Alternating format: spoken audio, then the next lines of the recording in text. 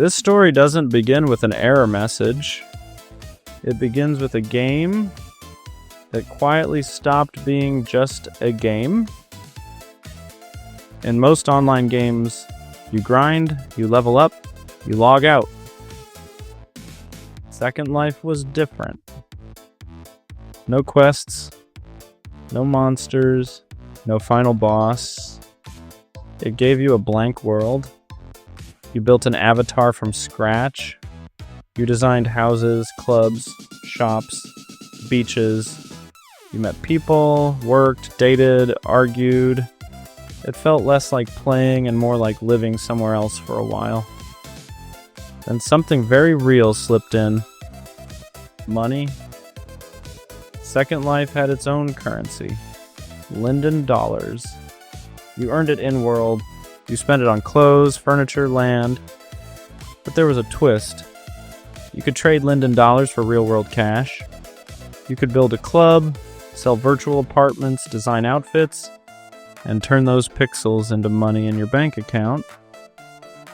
Suddenly, this strange world looked less like a toy and more like a tiny, unregulated country with its own economy. It had people, it had markets, it had a currency. What it didn't have were the boring things that protect real economies. No central bank, no regulator, no deposit insurance. Inside that empty space, someone saw an opportunity. If this world had businesses and money, why not give it a bank? Terminals began to appear in busy areas, not clubs or shops, just simple boxes and screens you could click. They all shared one name, Ginko Financial. They didn't look dangerous, just another logo in a crowded cartoon landscape. But when you opened them, you got an offer every player understands. Deposit your Linden dollars, watch them grow, let your money work while you enjoy the game. No grinding, no trading, no flipping land. Just park your balance and let time do the work. At first, people tested it cautiously. They dropped in a little, waited, checked their account. The number went up. They withdrew. The money came out. The system behaved exactly like a bank is supposed to. Trust followed. Not because of grand promises, but because the small test worked. Over time, Ginko faded into the background as something normal. Players saw its logo everywhere. Malls, islands, entertainment hubs. They spoke about it like a tool. Just put your money there, it earns interest. Don't leave it idle in your wallet. More people deposited. More balances ticked upward. Almost no one stopped to ask, how can this thing afford to pay everyone? The answer was buried inside the way the interest worked. Your balance didn't creep up slowly over a year. It climbed in small, visible steps. In any realistic setting, the total return would have looked absurd. Inside a cartoon world surrounded by flying avatars and neon signs, it just looked fun. Like another game mechanic. If a physical bank on your street had offered the same deal, you might have called it a scam immediately. Inside this world, it felt like a clever trick, so the deposits kept coming. One part of Second Life fed Ginko more than any other. Casinos. Players built rooms full of slot machines, roulette wheels, poker tables. People teleported in to chase wins and repair losses, feeling a small jolt of risk without leaving their chair. And near those games, Ginko terminals waited. Win big, deposit your new fortune to earn interest, lose badly, borrow from Ginko and keep going. Real cash flowed in from credit cards, turned into Linden dollars, spun through casinos, and often ended the night sitting inside Ginko. Outside the game, bloggers started to do rough math. They realized this virtual bank was holding a serious amount of real-world value, but there were still no audits, no regulators, no safety net, just a promise on a screen. While most players watched their balances grow, a smaller group watched the structure behind them. Economists, law students, curious readers. They looked at what Ginko claimed to pay. They looked at how fast it seemed to grow. They looked at how little anyone knew about what it actually did with the money. They reached a simple conclusion. The interest for old users was coming from deposits of new users. That is an investment. That's recycling. They called it what it looked like, a Ponzi scheme in a video game. They wrote about it, warned about it, predicted exactly how it would end. Inside the world, most people ignored them. Balances still went up. Withdrawals still worked when you tried small amounts. The warnings sounded like background noise until something outside the game reached in and pulled away one of Ginko's main pillars. Governments and agencies were worried about online gambling, casinos on the internet, real money in unregulated systems. Second Life's casinos ended up in that conversation. The company behind the world knew that if they didn't act, someone bigger might. So they changed the rules. Gambling with convertible money was banned. Casinos shut their doors. Slots and roulette wheels went dark. Poker tournaments vanished. For regular players, it was annoying. For Ginko, it was a problem. Casinos had been a huge source of movement. Deposits, loans, constant activity. When that activity died, Ginko's story about how it made money became harder to believe. And people began to ask the question they should have asked at the start.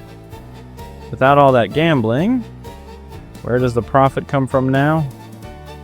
The most cautious users did the obvious test.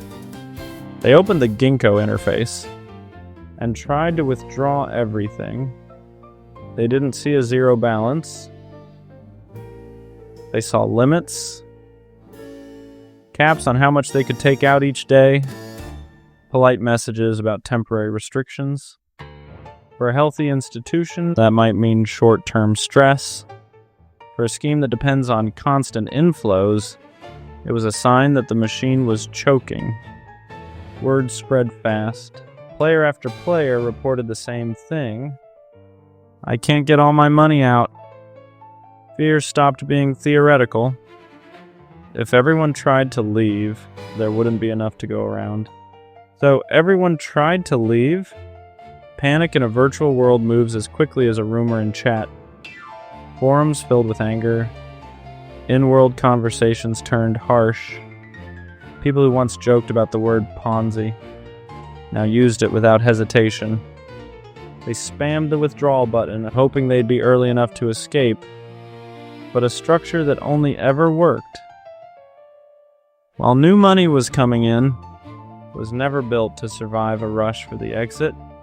It seized up, more limits, more delays, less trust. What had felt like a clever shortcut now looked like a trap.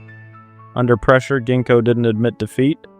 Instead, it changed the label on what people owned. Deposits stopped being simple balances. They were converted into long-term promises, virtual bonds. On paper, it sounded technical and respectable. In practice, it meant your money was no longer waiting for you.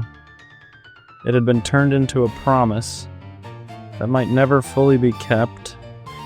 The numbers on the screen still appeared.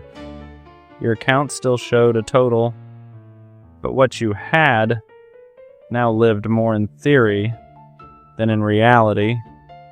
There was no regulator to complain to, no insurance fund, no branch to walk into and demand answers. Just an avatar name in a fading world. Outside Second Life, people tried to understand what had happened. Journalists, tech writers, curious readers. They added up rough estimates and user reports and realized this wasn't just pocket change. For some, it was embarrassing but survivable. For others, it was rent money and savings, dumped into a place that had felt safe precisely because it didn't look serious. The company behind Second Life eventually drew a line. Unregulated banks were no longer allowed. You couldn't offer interest on deposits unless you were a real licensed financial institution. The wild experiment ended, but the rule change came after the damage. It put up a warning sign next to a hole a lot of people had already fallen into. Seen in order, this isn't just a quirky story about one old game. It's a warning. A virtual world lets real money in. The usual protections stay out. Someone offers returns that would look ridiculous anywhere else and wraps them in cute graphics and casual language. People tell themselves it can't be that serious because nothing on screen looks serious. Getting out is the hardest part. Ginko didn't succeed in spite of being inside a game. It succeeded because a game was the one place people thought they could safely turn off their skepticism. They were wrong. Today, the names and logos have changed. You see play-to-earn games, crypto projects with mascots, apps that promise unreal yields for doing almost nothing. The pattern is familiar. Hide a heavy financial promise. Inside a light, playful environment, count on you thinking, relax, it's just a game, it's just an app. The next time you see a bank where no bank should exist or a project offering returns that sound like fantasy, ask the boring questions first. Who runs this and who holds them accountable? What happens if everyone wants their money back at once? If the honest answers are silence, hand-waving, or trust the vision, remember that strange old world, Second Life, and the players who learned too late, that the con was real even if the world around it was not. Until the next quiet con, read the fine print, listen to the part of you that feels uneasy, and remember, when a return feels unreal, it might be because it was never meant to last long enough for you to withdraw it